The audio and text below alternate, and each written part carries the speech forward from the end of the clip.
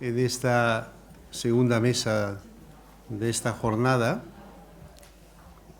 que plantea reivindicar, por un lado, que los derechos culturales es un componente imprescindible de los derechos humanos y que los derechos culturales tienen posibilidades de aportar a la educación para la paz, que también es un objetivo de los derechos humanos. Hemos titulado esta mesa como sinergias educativas, es decir, la relación entre educación en derechos culturales, que es un campo poco trabajado aún conceptualmente y con poca estructura metodológica, pero que se está planteando como imprescindible en el escenario actual, y la educación para la paz, que es un campo más estructurado, que lleva desde organismos internacionales a actores sobre el terreno una práctica y una metodología y una didáctica de educar, y hemos visto cómo podemos relacionar esto, ¿no? Y esta mesa hay tres mujeres que vienen de la práctica: Maider de Bilbao, Fundación Bucket, y trabajo mucho de trabajo con procesos de recuperación de memoria, de derechos culturales y de los principios de UNESCO. Marina Caireta, que es de la Escola de la Pau de la Universidad Autónoma de Barcelona, una organización con muchos años de experiencia aquí en este campo, y Mireia Tresserras, que es una educadora que ha trabajado en servicios culturales, en proyectos de educar en derechos culturales. Y a ellas les vamos a preguntar, en primer lugar, esta idea de sinergia entre educación para la paz y educación en derechos culturales, ¿cómo podemos intensificar el papel de la cultura en estos procesos de paz, en esos procesos de educación para la paz tan importantes en el contexto actual, ¿no? Y por esto les vamos a dar la palabra, que ellas presenten también lo que están haciendo, y al final también tenemos 15 minutos para preguntas, si queréis prepararlas, para que ellas puedan responder. Y esta pregunta quizá empiezo por Maider.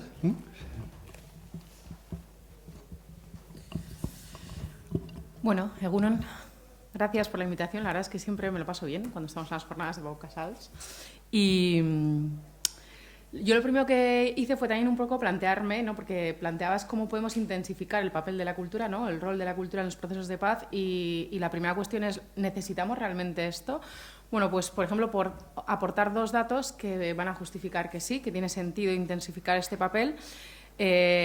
Justo en los pasados fines de semana he estado trabajando para el Centro Patrimonio Mundial de la UNESCO en una investigación que todavía no ha visto la luz. Pero, bueno, entre otras miles de cosas que se les preguntaba a los estados parte que tienen bienes inscritos en la famosa lista del Patrimonio Mundial, se les preguntaba para qué sirve inscribir un bien en la famosa lista del Patrimonio Mundial de la UNESCO.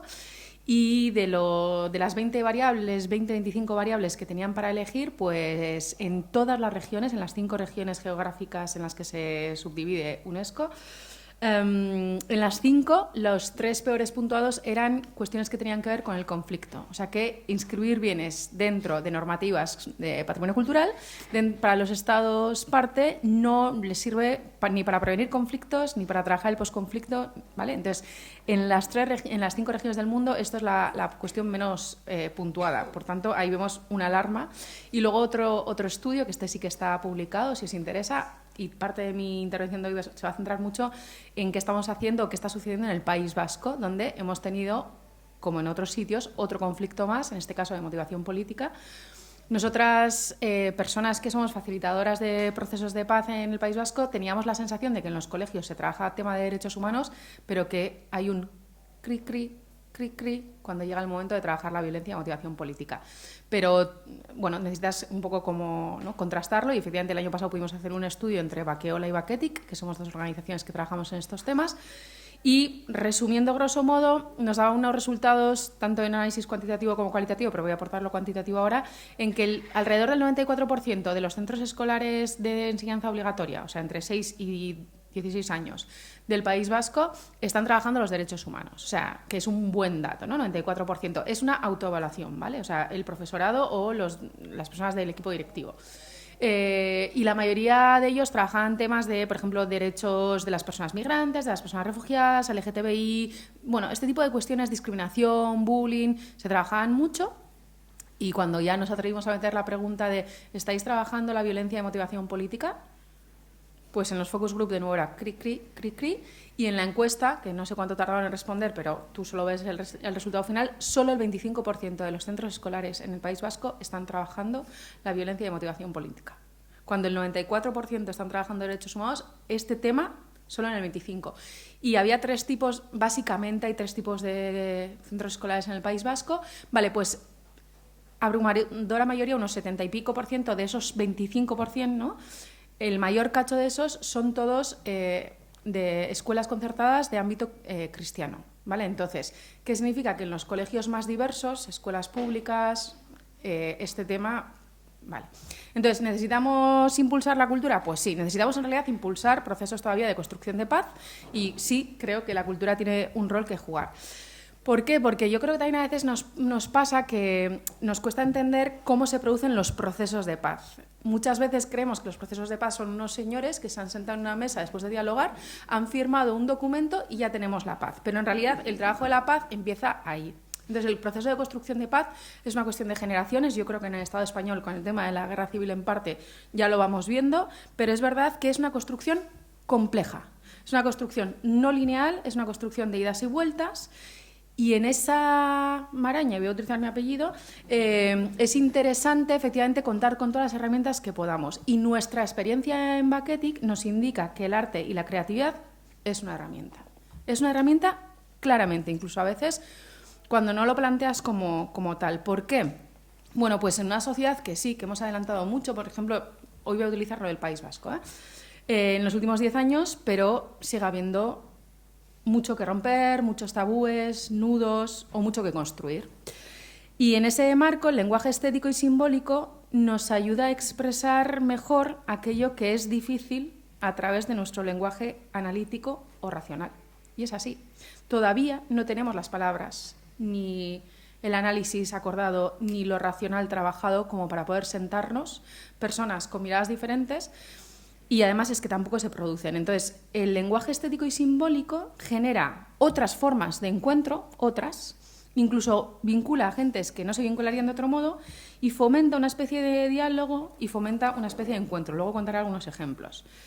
Ante esos recuerdos dolorosos y confusos, porque son recuerdos dolorosos y confusos que todavía no hemos trabajado, no hemos procesado, no hemos entendido, no hemos respondido, que sentimos como inexpresables, porque algunas personas que me conocéis sabéis las dificultades que yo tengo, por ejemplo, para hablar de mi propia experiencia en este tema. Bueno, pues ante eso el proceso creativo es una manera, otra, de buscar sentido y crear narrativas.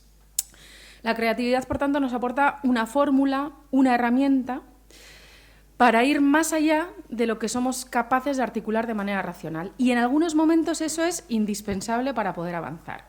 ¿Por qué? Pues porque nos empuja o nos genera nuevas asociaciones de ideas. Nos permite ir más allá de lo que ya conocemos, sin que además necesariamente nos implique una respuesta pública, que a veces es uno de los problemas. A veces, ¿no?, una obra artística te puede ayudar a reflexionar de otro modo.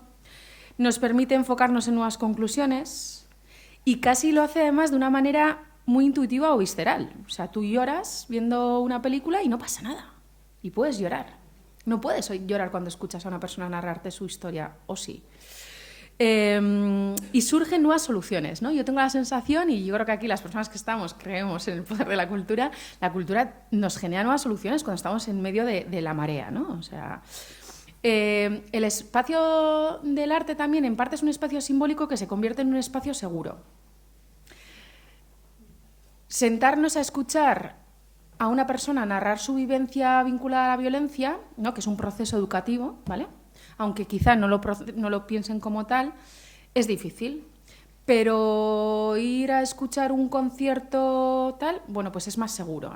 O sea, es verdad que la cultura en nuestras experiencias está generando en algunos puntos espacios seguros, ¿no? Por ejemplo, un espacio para mí seguro que fue muy impactante, además yo he estado muchos años viviendo fuera del País Vasco, entonces me llevé cuando migré pues mis mecanismos de protección. Silencios, formas de ocultar, no mirar, no expresar, ¿no? X cosas. Y para mí, por ejemplo, ahora estoy viviendo en Donosti, que, bueno, Guipúzcoa es el territorio, esto no es una jerarquía, estos son datos objetivos, Guipúzcoa es el territorio, digamos, más densamente impactado por la violencia, en el sentido de que tiene más víctimas en porcentaje y tiene más también victimarios, ¿vale? O sea, entonces, bueno, pues estamos allí todas juntas. Y a mí me impactó, por ejemplo, cómo en los últimos años, después de la COVID y que las salas de cine están vacías, las salas de cine de Donosti doblaban y triplicaban sesiones para emitir Maixabel, los cines se llenaban, la gente lloraba y la gente terminaba aplaudiendo. Y yo allí, que me dedico a estos temas, dura, porque no me lo voy a creer que en Donosti se podía hacer esto, ¿vale?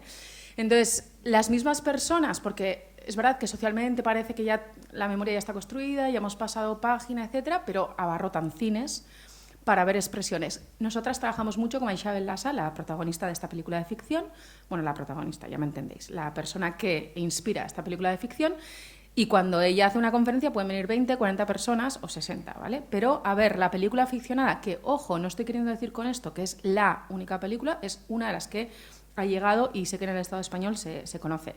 Con la literatura, incluso más, ¿no? Pero es verdad que al final ¿por qué no sirve como proceso educativo? Bueno, los artistas tienen una libertad, ¿no?, para controlar sus emociones y expresarlas a través de sus lenguajes artísticos y culturales, y la persona receptora puede recoger, puede revalidar, puede rechazar o incluso podría llegar a contestar también artísticamente esta cuestión, ¿no?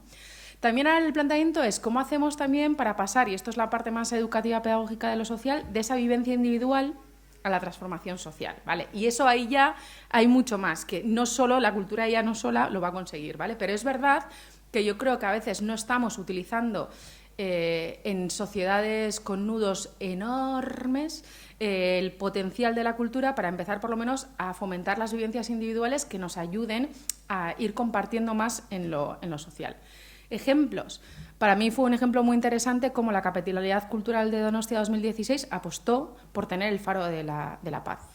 Y fue súper arriesgado porque en ese momento no había todo esto y potenciaron un montón de encuentros culturales y de nuevas obras.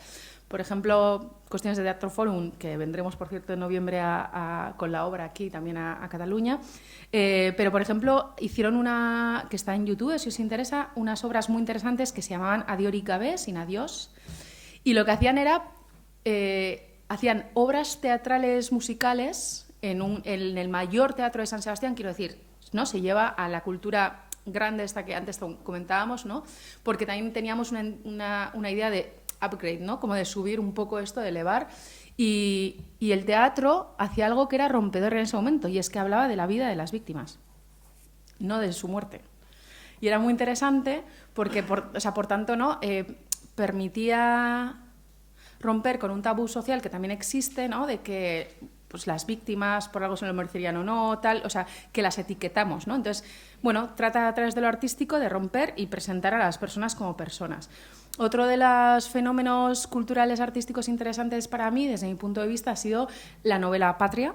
La novela Patria, que, o sea, soy consciente de todas las críticas que tiene, yo creo que en parte porque hay gente que asume que es la novela, como si realmente el proceso creativo pueda dar resultado que con una sola obra se miran todos los fenómenos, emociones y realidades. Como decíamos, el proceso de construcción de paz es poliédrico porque cada una lo vemos de un modo. Entonces es imposible que una novela nos represente a todas, igual que es imposible que una peli nos represente a todas.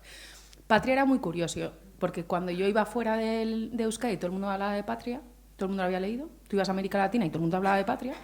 Y tú luego en Euskadi nadie lo había leído. Arrasaba en librerías, ediciones, o sea, tú sabías que alguien lo estaba comprando y que alguien se lo leía en su casa. Yo me lo había leído y no lo decía, claro. Entonces, bueno, esto es una realidad. Y no quiero decir con esto que a mí Patria ni me haya gustado, ni me haya dejado de gustar, ni me haya emocionado, ni me haya dejado de emocionar. Lo he leído y creo que tiene que haber muchas más. Y tiene que haber muchas más novelas y tiene que haber muchas más películas. Maixabel ya lo he mencionado y por supuesto que también puedo entender críticas que pueda recibir la película, pues bienvenidas sean. Si la cultura lo que hace es reflexionar y generar críticas, pero incluso ha habido otras, yo que sé, hubo una película que era más dura, que se llamaba Nondago Miquel, sobre una persona torturada y asesinada por las fuerzas policiales, ¿vale? Que es uno de esos temas más difíciles de abordar socialmente a veces, y también los cines de Donosti, tío, abarrotados y la gente aplaudía y, bueno, la gente está necesitando algo y nos lo están diciendo. Compran entradas después de la COVID en el cine caro, ¿vale? O sea, que algo están queriendo decir.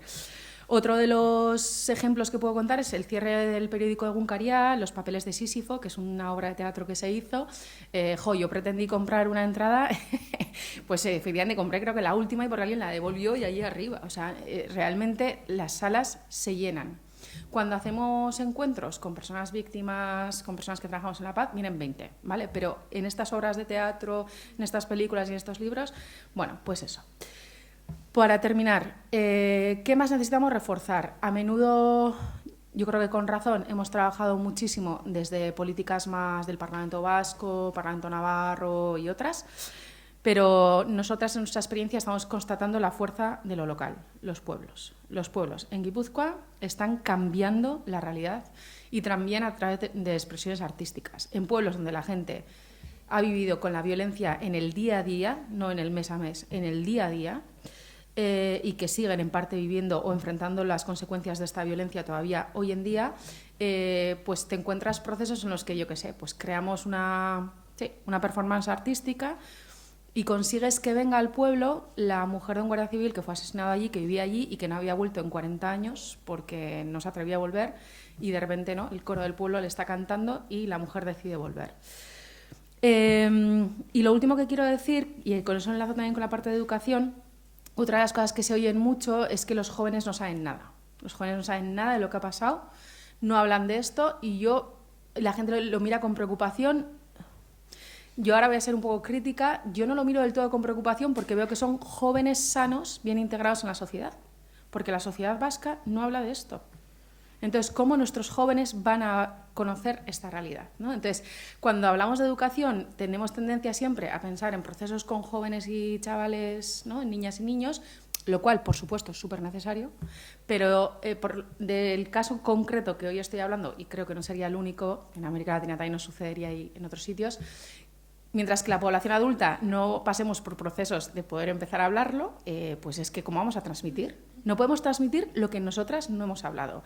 Y entonces, eso, cuando hablamos de educación para la paz, personalmente soy de las que cree que necesitamos generar muchos más espacios para las personas adultas. ¿Y cómo captamos a las personas adultas si no van al cole? Pues en la cultura. Y esta es mi apuesta. Muchas gracias.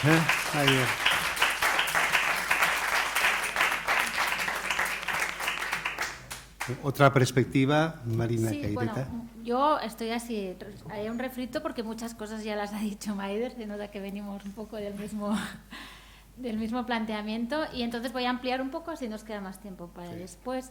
Pero básicamente en cuanto a procesos de paz, para mí el tema del arte tiene una parte muy interesante que como en el conflicto, ¿no? Cuando estás en medio de la violencia y de la situación complicada, o se hacen cosas distintas o no pasará nada distinto. Entonces, desde lo racional, desde lo técnico, pues estamos ahí que no salimos del cuadro, como un poco ella contaba.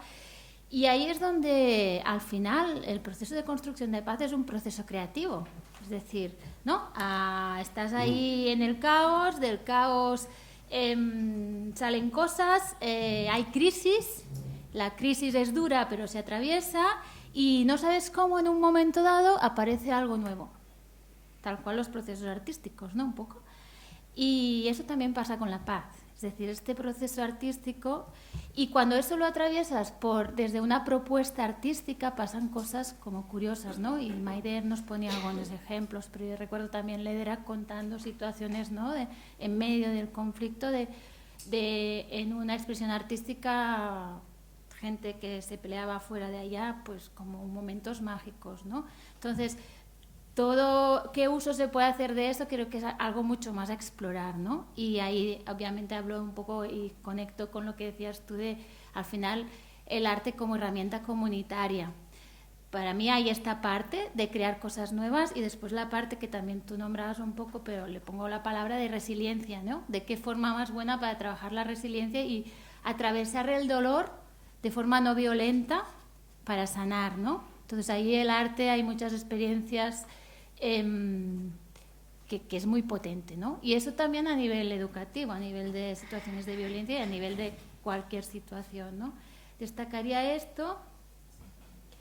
Y otra cosa para mí importante y que va a salir también, ¿no? es la capacidad que tiene de ponernos a dialogar. Y eso implica cómo nos permite construir pensamiento crítico y mirada del otro, que igual podemos hablar más en la otra pregunta, pero por ahí esto, ¿no?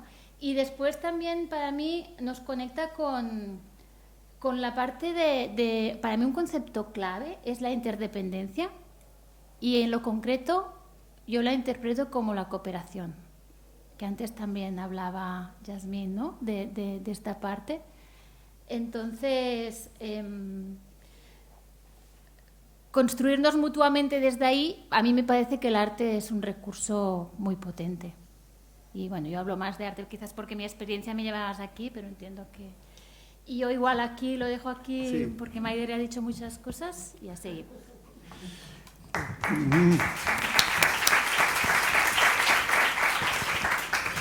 Mireia. Bueno, sí, para terminar, bueno, gracias primero por la invitación a la Fundación Pau Casals y por este diálogo, este debate, estas jornadas alrededor de la educación por la paz y la educación en derechos culturales, ¿no?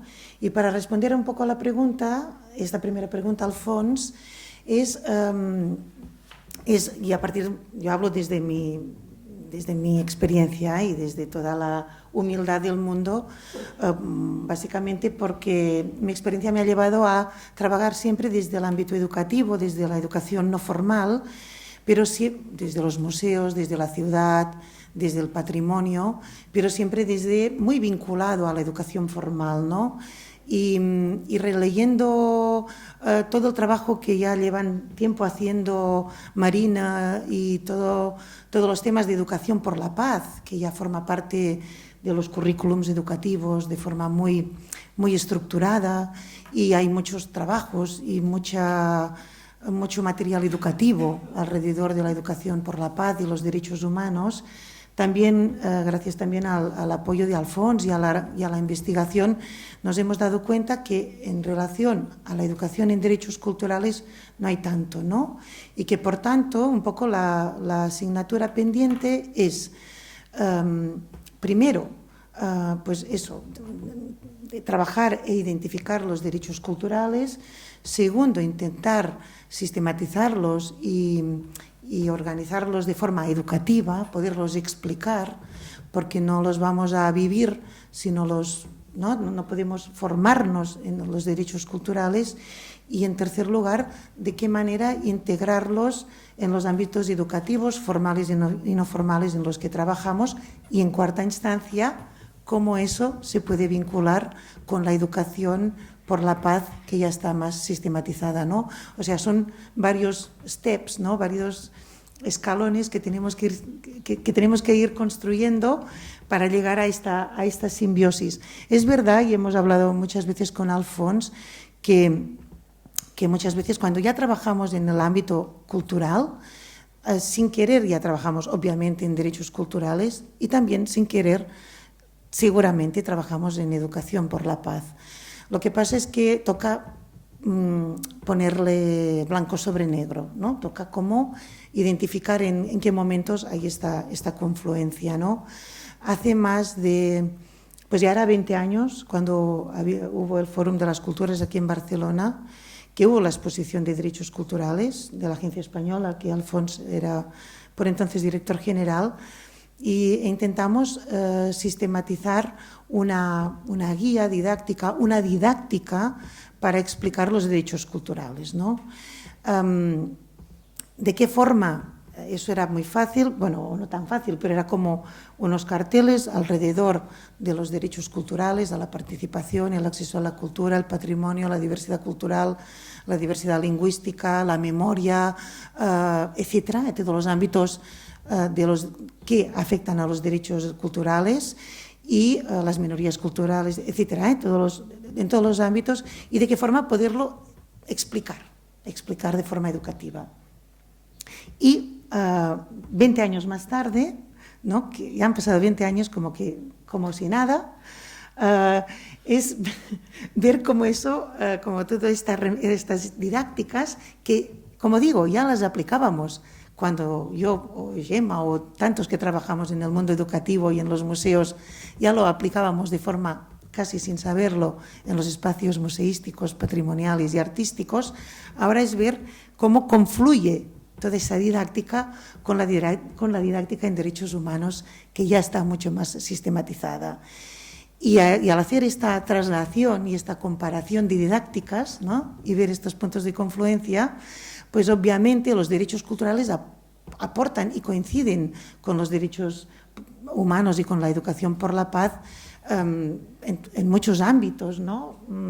Primero, Alfons ya ha hablado antes, ¿no?, de la educación como derecho cultural o de las dimensiones culturales de la educación. O sea, está como Gemma que ha trabajado en el tema, ¿no?, esa difícil separación entre educación y cultura. O sea, que no existe. Si la hemos separado ha sido, y tú sabrás más, por razones más, ¿no?, organizativas que por su esencia de la educación y la cultura, ¿no? Y por otro lado, pues ver en toda pues, la participación en la vida cultural, la educación al largo de la vida, ¿no?, a lo largo de la vida, desde la educación formal y no formal, como decía Maider, estos espacios patrimoniales, museísticos, artísticos, que nos permiten esta educación no formal, esta educación a lo largo de la vida, esta educación a la que todos y todas tenemos el derecho, ¿no? Aquí es donde los museos y estos espacios patrimoniales, estos espacios de memoria, la ciudad misma, nos pueden permitir trabajar en esta educación. El tema de las diversidades culturales como patrimonio que nos enriquece, que nos forma, la resolución de conflicto a través del diálogo, a través de la identificación de las diversidades. Todos estos temas, que ahora más o menos estamos intentando hacer, ¿no?, como casarlos, como vincularlos, aparecen, por ejemplo, claramente descritos en el currículum educativo. Porque nosotros cuando, por ejemplo, trabajamos en los museos a nivel educativo, siempre nos basamos en el currículum. Y el currículum educativo, al menos el que nos basamos en el currículum de la llei d'educació, en todas las fases educativas, primaria y secundaria, y sobre todo en la experiencia que después explicaré del Museo del Exilio en secundaria y bachillerato, ya trabajan, ya se habla, ya se tiene en cuenta tan a nivel de contenidos como de capacidades, todo lo que tiene que ver con educación por la paz, educación en derechos culturales, educación en derechos culturales, aunque no está escrito, pero ya está, ya aparece, ¿no?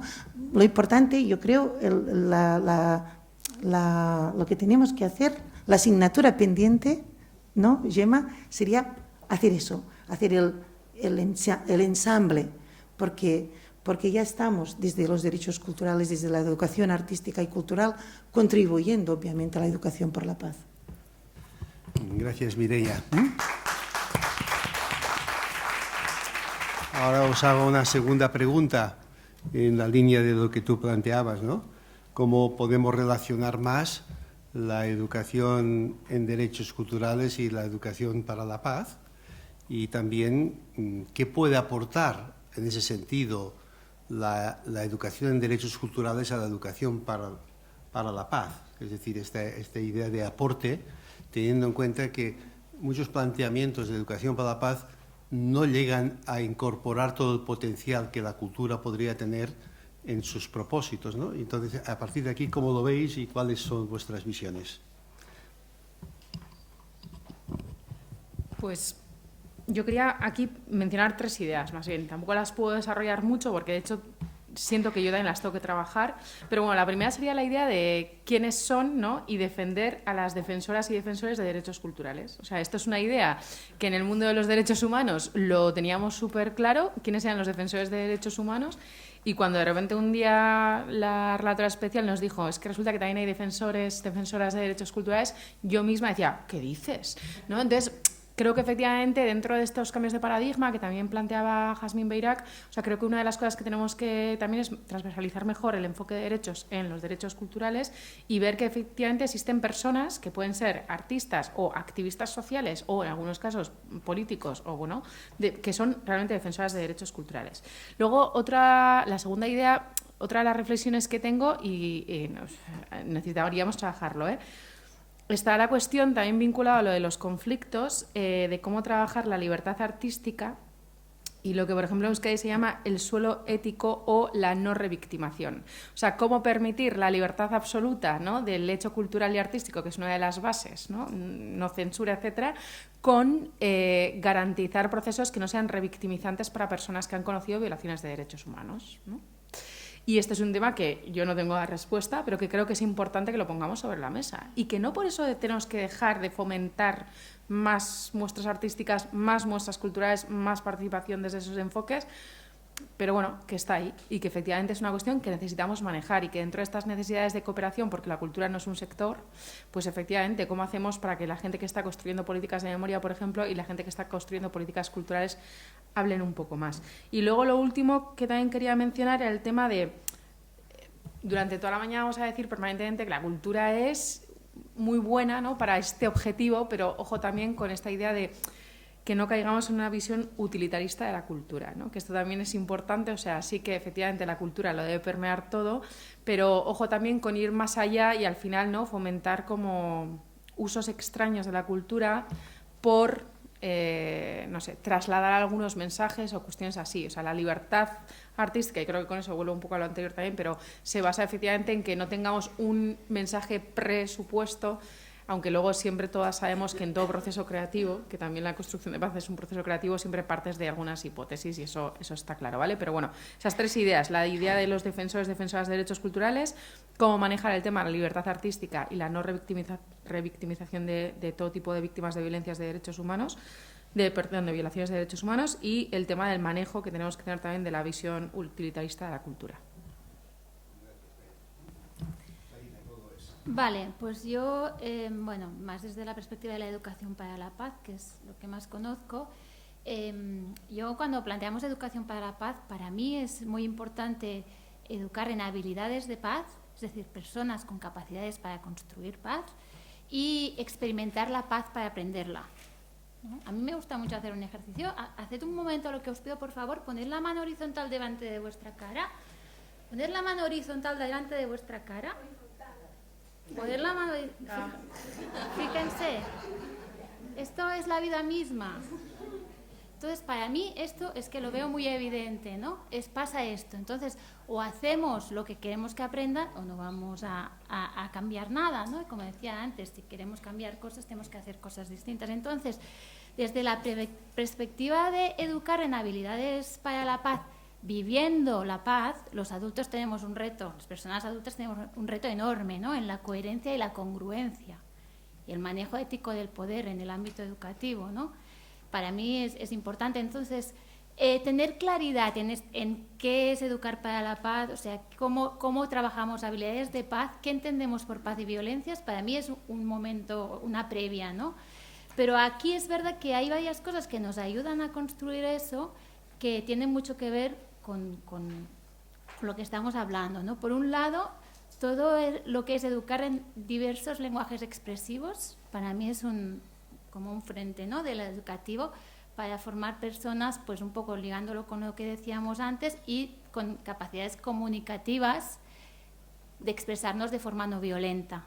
Entonces ahí ya tenemos todo un marco de trabajo enorme, ¿no? Trabajar lenguajes expresivos con esta conciencia, ¿no? Un poco lo que decía ella, ¿no? De lo hacemos pero no sabemos, ¿no? Pues esta intuición, irle dando conciencia, ¿no? No, lo hacemos porque intuitivamente vemos que va y porque sabemos explícitamente que esto es construir paz, ¿no? Y esto nos lleva a un debate importante para mí también, que es cuando hablamos de paz hablamos ¿no?, de la paz positiva en el sentido de superar todo tipo de violencias, identificar todo tipo de violencias. Eso no vamos a desarrollarlo por aquí porque no toca, pero ya es un tema que es muy importante que tengamos todas claras. Y sobre todo, ¿dónde ponemos el listón de lo que entendemos como violento? Para mí este es un debate cultural. Es decir, ¿no? Tú culturalmente aquí, yo ¿no? he trabajado mucho con maestras y con gente del ámbito comunitario y me doy muy cuenta de dónde está el limbo más o menos de lo que es violencia para nosotros, y me voy a Colombia con un grupo del mismo perfil y está en otro nivel, ¿no? Entonces aquí, pues yo el otro día leía en temas de comunicación no violenta, pues que podíamos definir comunicación violenta cuando alguien habla desde su subjetividad, y pensé, mira qué interesante, estamos muy lejos de esto aquí, desde mi perspectiva y con lo que trabajo, ¿no? Cuando hablamos de cómo nos comunicamos de forma no violenta, pues a la gente le cuesta entender una herramienta muy importante como es el yo mensaje, ¿no? Pues esto para mí sería, por lo tanto, el debate clarificarlo para poder educarnos en habilidades de paz, ya es todo un trabajo, ¿no? Y otra cosa que decía antes, ¿no? Para mí el tema artístico es una gran herramienta también y el tema cultural, ¿no? Y memoria histórica de trabajar temas controvertidos, cómo entran en el aula, ¿no?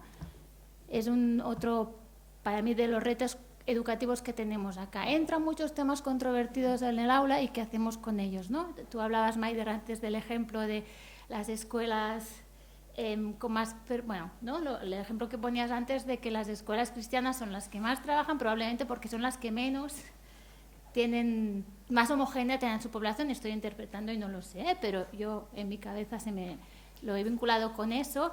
Entonces, si solo, ¿no? Desde un estudio que hicimos en la escuela salía que el profesorado mayoritariamente entra en temas controvertidos en el aula cuando el alumnado las pone sobre la mesa, es decir, sin poderlas preparar. Entonces, para mí, utilizar las herramientas artísticas y en todos los sentidos, desde los procesos creativos que decíamos antes, como el patrimonio artístico para generar debate, también va a ser otro elemento, ¿no? El trabajo de pensamiento crítico. O sea, educación para la paz en estos momentos yo lo relaciono con habilidades de paz en el sentido de relaciones, porque nos construimos en relación, y pensamiento crítico. Y capacidad de acción, ¿no? Que es otro pie, ¿no? También creo que bueno, un poco en la línea que decía, ¿no? El dialogar con lo artístico va a ser un tema clave. Y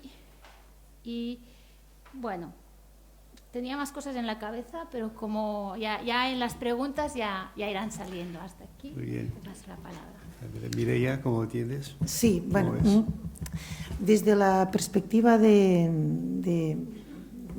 educar por la paz y educar en derechos culturales, un ejemplo en el que estamos trabajando y que es un punto de coincidencia fácil es, por ejemplo, en el Museo del Exilio de la Jonquera, donde el museo en sí ya está dedicado a la paz, ¿no? Bueno, está dedicado obviamente al exilio del 39, a los exilios en plural de hoy en día, porque hace una reflexión sobre los exilios y está dedicado hasta las consecuencias de la guerra, hasta la Primera Guerra Mundial, ¿no? Entonces, el proyecto educativo de un museo que en sí ya habla de la paz como leitmotiv, pues nos es fácil en este sentido, porque en primer lugar, como he dicho antes, vamos a buscar en el currículum todos estos puntos en los que los jóvenes, sobre todo de educación secundaria, bachillerato, ya trabajan o ya tienen en el currículum en relación a la educación por la paz y en derechos humanos, y luego ya la experiencia museística del museo en sí, del patrimonio fotográfico artístico. El Museo del Exilio, por ejemplo, es un museo que más allá de la documentación tiene el arte contemporáneo como reflexión a los exilios, ¿no? Es un museo donde hay este diálogo entre pasado y presente para una construcción futura, ¿no? Entonces, aquí realmente es un punto que nos es fácil, desde lo educativo, hacer esta simbiosis y esta conjunción, ¿no? Ese reencuentro entre educar en derechos culturales, porque hablamos obviamente de memoria, de creación colectiva de esa memoria, porque incorporamos a los jóvenes a construir esta memoria. O sea, hacemos actividades que no sean desde la pasividad, sino desde la construcción de la memoria, desde la participación, que se puede hacer pues desde la creación artística, desde la documentación, desde la generación de una noticia, desde el trabajo crítico de una falsa noticia, porque realmente la guerra civil fue una guerra mediática, ¿no? De trabajar los más media como articuladores de realidades que eran o eran falseadas. Todo eso es una construcción. O sea, el papel activo de los jóvenes cuando trabajamos con ellos, o sea, el papel educativo es un papel activo, participativo, no solo de visitantes, ¿no? Que aquí, yo creo que aquí sí que entra el papel educativo, aquí sí estamos educando, porque estamos obligando a trabajar, ¿no? A tener un sentido crítico, a generar una opinión, a crear. En este sentido, por ejemplo, Maider, ¿no? Este museo u otros museos dedicados a la memoria o a la historia, a la memoria de hechos o espacios conmemorativos de hechos bélicos o de guerras, nos pueden servir siempre con un poco en relación también a las reflexiones que hace la relatora de los derechos culturales de las Naciones Unidas en relación a cómo explicamos la historia. Tiene dos documentos muy interesantes de cómo enseñamos la historia y cómo explicamos estos espacios musealizados de la memoria a nivel educativo, siempre con mucha prudencia, mucho cuidado y sobre todo en sus recomendaciones que tengan que existen la pluralidad de visiones de todos los afectados en los hechos, o sea, desde una visión muy plural, pues cogiendo sus recomendaciones, cogiendo, como digo, como parte teórica los currículums, cogiendo también el génesis o el sentido del espacio patrimonial, como en el caso del Museo del Exilio, su existencia es claramente educativa y su vocación es claramente educativa, vinculado también a la voluntad de la UNESCO de saber del pasado para entender el presente y construir el futuro. O sea, siendo consciente de todo eso, creo que un proyecto educativo es fácil canalizar esa educación por la paz a través de la educación patrimonial o artística. Muchas gracias. Tres visiones, tres aperturas del tema de la relación entre educación para la paz y educación de derechos culturales. Ahora, si queréis, vamos a dar participaciones entre los asistentes. A ver, ¿quién se anima? Aquí, Beatriz. Cortitas las intervenciones, Gracias. Muchas gracias. No, pues muy corto realmente y muchísimas gracias por las intervenciones, porque cuando hablabais cada una de vosotras yo estaba pensando en un riesgo muy grande para todos estos retos que planteáis, que es todo el tema de lo digital, ¿no? Porque claro, yo escuchaba, ¿no?, pues a Marina hablar de esas habilidades, ¿no? Esa, ¿no?, como decías, escucha es subjetiva, tal, y decía, pero Dios mío, como tal como estamos, ¿no? Entonces creo que no, hace falta, ¿no?, incluir esto y a lo mejor si pudieseis compartir alguna experiencia, algo que hayáis trabajado en relación con esto, ¿no? Gracias. ¿Alguna otra pregunta? Sí. Haremos tres preguntas y luego las respuestas. Yo quería un poco preguntar la diferencia entre no la diferencia, sino que tú vas a hacer Maide también lo... ¿Ahora? Sí. Yo quería un poco, a ver si Maider ya lo ha señalado, la diferencia, no tanto la diferencia, sino el derecho cultural, cómo puede convertirse también en una vulneración de derechos, ¿no? Y esa línea tan fina que a veces nos encontramos cuando trabajamos con víctimas y con victimarios, ¿no? Que es sí tenemos la educación para la paz, sí que tenemos la cultura, sí que estamos poniendo de manifiesto un derecho cultural, pero a veces rozamos esa vulneración de derechos, ¿no? ¿Cómo podemos o qué herramientas podemos utilizar, ¿no? Si ayudáis, pues perfecto.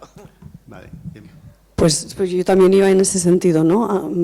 Ayer se supo de una sentencia en relación a un juicio de una niña gitana abusada 3 veces, bueno, madre de 3 hijos por abusos continuados, donde el juez justificó la sentencia diciendo que en el caso de la cultura gitana lo de tener relaciones con niñas más jóvenes es habitual, ¿no? Entonces, ¿cómo la cultura también es esta amenaza a veces, ¿no? Si no la planteamos como derecho relacionado con los derechos humanos fundamentales, ¿no?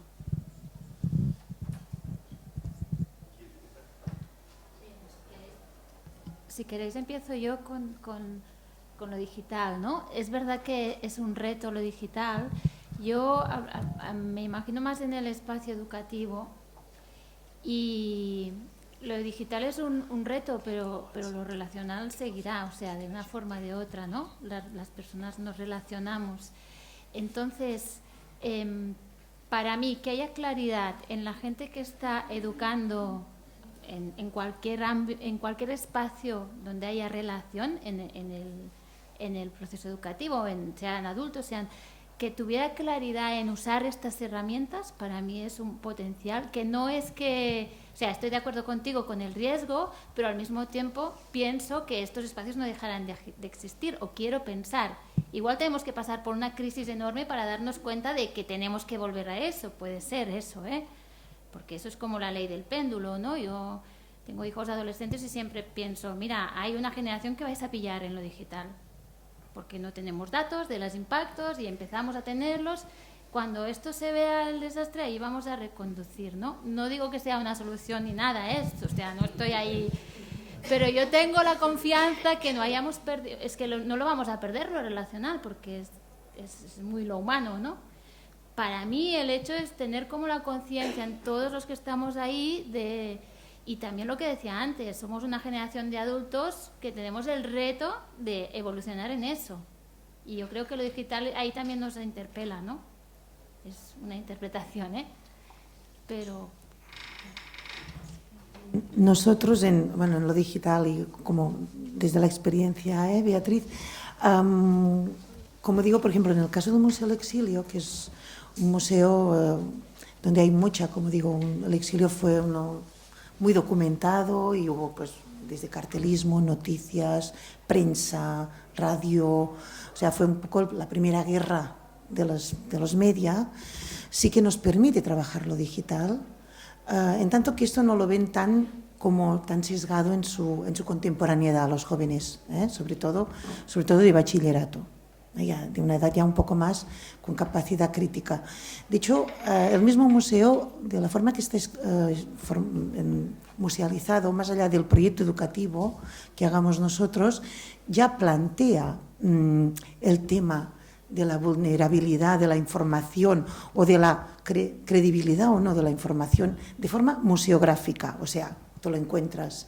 Allí ya como visitante ya puedes ver que hay la manipulación que puede haber de los medios o de la propaganda de la guerra era grande y entonces uno ya lo concibe. Si además, más allá de la musealización, nosotros lo trabajamos con voluntad educativa, con un proyecto, pues podemos hacer más hincapié, más incidencia, no me sale la palabra, ¿cómo era?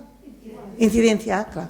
Más incidencia en el tema de la digitalización y la comunicación. Y de hecho hacemos un trabajo de los más media y de las fake news y los ponemos en primera persona como reportero. De hecho, un poco lo que es el trabajo de las fuentes documentales, la memoria oral, la memoria escrita, los periódicos, la prensa, el diario, la radio, los carteles, la propaganda, era tal que hacemos un trabajo de periodistas, de fotoperiodistas, intentando trabajar el tema de las fake news y cómo, ¿no?, un discurso, pues los discursos iban cada uno a su lado. Y además que es un tema que, como digo, por eso también insisto mucho en que el hilo educativo de los espacios no formales es importante que se conecte con la educación formal, es decir, con la escuela o el instituto. Es muy importante que haya esta conexión con el currículum. Y de hecho, cuando uno lee los currículums, siempre me gusta hacer relecturas, porque dices, ostras, qué bien escrito, ostras, qué chulo eso, ostras, ¿cómo poder hacer eso? ¿No? Porque realmente hay mucho contenido, muchas capacidades, se trabajan muchas capacidades. El tema es cómo poderlo trabajar, cómo da la vida para trabajar todos estos conceptos, pero realmente ya están, ya existen, ¿no? Luego, lo que podamos aportar desde fuera de la escuela, desde los museos, desde la ciudad, de estos espacios no formales, pues tiene que ir directamente conectado para que sea realmente significativo en su formación. Y en lo digital, donde hay hoy en día todas las capacidades y las competencias en las TIC, tenemos que también utilizar este lenguaje. En el caso del Museo del Exilio nos es fácil, porque ya forma parte del mismo contenido. Pues yo voy a intentar responder un poco a la parte de esta sala que han planteado las cuestiones de cómo identificar las vulneraciones de derechos culturales. Es una cuestión que no es fácil y que no es fácil para nosotras, pero tampoco efectivamente está suficientemente desarrollada incluso en ámbitos como Naciones Unidas. O sea, todavía estamos trabajando porque efectivamente yo creo que por un retraso real en el desarrollo del contenido del derecho a participar en la vida cultural y de las políticas vinculadas a este enfoque, todavía tenemos dificultades efectivamente para identificar que suceden violaciones de derechos culturales en nuestra realidad. Y esto es así. Y además parece como que es utilizar la palabra de violación de derecho es una cosa muy fuerte, ¿no? Y nos cuesta utilizarlo con el tema de los derechos culturales. Pero es verdad que necesitamos trabajar en eso, por ejemplo, y tampoco puedo hablar mucho de eso, pero en Naciones Unidas ahora estamos trabajando, por ejemplo, este concepto de la verdad, justicia, reparación y garantías de no repetición, que está muy extendido para otros derechos humanos, en los derechos culturales todavía no está inserto. Entonces estamos intentando trabajar en cómo hacer para cuando ha habido una violación evidente del derecho a participar en la vida cultural, se puedan dar también procesos de verdad, justicia, reparación y garantías de no repetición dentro de los estándares que la propia Naciones Unidas trabaja. El caso que mencionaba Gemma de el tema de las prácticas culturales que algunos estamentos de esta sociedad y las personas de a pie, nosotras mismas también, a veces cometemos el error de asumir, ¿no?, una autopropulsión a la cultura, cuando en realidad son personas las que siempre deciden, ¿no?, cómo evolucionan todas estas culturas. ¿Qué quiero decir con esto? Que a menudo se asumen como prácticas culturales, y esto yo lo debatí mucho con Jaime Marchán, que fue el relator de Naciones Unidas sobre el derecho a participar en la vida cultural. Él les llamaba prácticas negativas. Para mí eso es difícil porque ¿quién decide si son positivas o negativas? Mi perspectiva es que no son, yo intento no llamarles prácticas culturales en el sentido de que, y luego podemos debatir si todo es cultura y tal, pero que al final son prácticas sociales discriminatorias, muy a menudo discriminatorias contra las mujeres, pero prácticas sociales discriminatorias que a fuerza de repetirse a lo largo de generaciones se asumen como cultura. Y entonces ya como es cultura no lo tocamos, ¿no? Y también en esto ya aprovecho para decir que llevamos toda la mañana diciendo, y yo también lo suelo decir, y algunas de mis publicaciones se titulan así, el tema de los derechos culturales. Pero en realidad los derechos culturales, en realidad lo que hay es el derecho a participar en la vida cultural. O sea, lo reconocido es la participación y el derecho de toda persona, individual o colectivamente, que eso lo decide ella misma también, ¿no? Entonces no es que efectivamente hay como unos derechos que tienen las culturas, ¿no? Porque otra cosa que debatíamos ayer es que es importante recordar, por ejemplo, que cuando hablamos de tenemos que dialogar con personas diferentes, etcétera, tal y cual, y a veces se ha hablado mucho, yo creo que en algunos momentos con un motivo muy bueno, del tema del diálogo entre culturas. Las culturas no dialogan, quienes dialogamos somos las personas, ¿vale? Entonces es importante apostar también por estas miradas que, ojo con encasillarnos, etiquetarnos, que no, en estos paradigmas culturales preestablecidos que no nos permiten efectivamente educarnos en otras formas de experimentar la paz, ¿no? Que a mí me ha gustado mucho esta mirada que tú contás de experimentar la paz. Otras preguntas que teníamos era lo de los entornos museísticos. Yo tampoco tengo respuestas, pero necesitamos darle la vuelta al calcetín, como suelo decir. En una exposición que hemos hecho nosotras ahora recientemente en 2023 sobre violencia de persecución, esto es, no asesinadas, no torturadas, no secuestradas, no, la violencia en las calles, ¿no? La violencia que ejercíamos unas sobre otras, pues la exposición terminaba con un espejo. porque también es hora ya de que empecemos a narrarnos que, pues eso, que al final todas somos víctimas o todas somos victimarias en algunos momentos de nuestra vida y todas hacemos violaciones de derechos humanos queriendo o sin querer, ¿no? Entonces, bueno, esto pues seguir dándonos la vuelta al calcetín como en museos como lo que contaba Mireia, pues para experimentar la paz, ¿no? Muchas gracias. Tenemos tiempo para una pregunta final. Cierre. A ver, allí. Sí, gracias. Bueno, tengo varias reflexiones porque en realidad también me toca muy de cerca el tema. Yo soy de formación profesor de música y también he trabajado en el ámbito educativo también en general en diversas cosas, pero ahí creo que hay en este como ecosistema, finalmente, que la cultura también es parte. Me imagino que ustedes tienen que dar también muchas conversaciones con los liderazgos, por ejemplo, también estar muy como atentos a temas como la educación socioemocional, por ejemplo, lo que genera, las emociones que genera finalmente también la cultura, o cómo la cultura se genera también como un instrumento para expresar emociones. Por otro lado, también cómo nos acercamos a la sensibilidad, por ejemplo, en términos de feminismo o en los temas ambientales. Por lo tanto, yo creo que, claro, lo cultural, en definitiva, es parte de este ecosistema y cómo hacemos, en definitiva, para, en el caso, por ejemplo, lo contaba Maider, como de que llegar a estas personas que a lo mejor, algunas no quieren hacerlo, ya por ideología, en fin, pero algunos no saben cómo hacerlo. Entonces, ¿cómo hacemos también para que ayudar finalmente a la gente que no sabe cómo hacerlo, ayudarlos a fomentar finalmente también el desarrollo cultural? Para no dejar así como la tarea en suspenso y que quede en un porcentaje anecdótico, sino que cómo ir por el 100, en definitiva, o cómo acercarnos en realidad para que el acceso sea también democrático y para todos. Gracias. Si queréis contestar y un mensaje final, porque a la mesa ya no da más de sí. ¿Sí? No sé si te entiendo. Vale. Yo, así como, bueno, a mí, yo tengo una pregunta, que no más que una respuesta, tengo una pregunta, y es que cuando escuchaba antes a Maider como hablando del el ir con cuidado de no revictimizar, ¿no? Yo también me planteaba, bueno, ir con cuidado con cómo hacemos con aquellas expresiones artísticas que fomentan el discurso de odio, que también hay un montón y que quizás tú en eso con lo que explicabas, ¿no? Que es el otro filo, ¿no? O sea, el arte puede traer mucho pensamiento crítico o al contrario, ¿no? O también que entiendo que es lo que planteaba Yasmín, ¿no? El derecho cultural justamente es atravesar eso para que sea una herramienta de participación y de capacitación no en ser personas supervivientes, sino en ser personas vivientes, ¿no? Porque para mí la cultura es una de las cosas que aporta, ¿no? Ir un paso más y tengas la situación que tengas, pero no, si en el ámbito comunitario, ¿no? Yo, por ejemplo, pues estuvimos en Honduras el 2016 con un grupo de maestras trabajando educación para la paz desde el arte.